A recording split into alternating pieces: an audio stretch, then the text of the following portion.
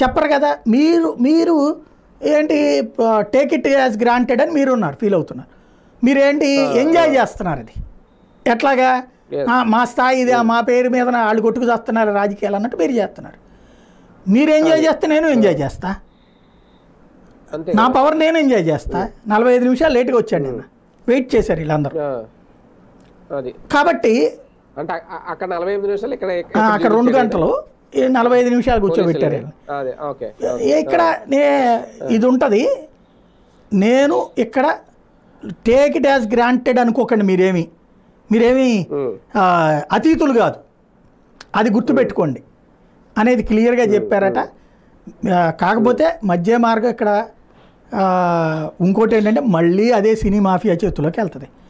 ఇప్పుడు ఆ నలుగురు చేతుల్లోనే ఉంది. ఇప్పుడు ఆ నవరంగు, ఆ సురేష్ బాబు, ఆ అల్లు అరవింద్, ఆ దిల్ రాజు. చూడండి, మొన్నటిదాకా అల్లు అరవింద్కి దిల్ రాజు రానంత వరకు కంగారు పడ్డాడు ఆయన.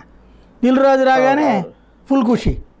చెక్కులు ఆ కుటుంబం చేతికి ఇవ్వకుండా దిల్ రాజు చేతికి ఇవ్వడం ఏంది? చెక్ ఇవ్వాల్సిందే ఆ అబ్బాయి, గాయపడి ఆసుపత్రిలో ఉన్న అబ్బాయి తండ్రికి కదా. దిల్ రాజు చేతికి ఇవ్వడం ఏంటి అంటే ఆయన గౌరవం ఇచ్చేసినట్టు. వీళ్ళల్లో వీళ్ళు గౌరవాలు ఇచ్చుకుంటారు. అంటే వాస్తవానికి 25 లక్షలు ఇచ్చి సరిపెట్టుకుందాం అనుకున్నారు ముందు. ఎంత సీన్ జరగడం లేదు. 10 లక్షలతో సరిపెట్టుకునే వాళ్ళు 10 లక్షలు ఇచ్చిందంట డీడీ.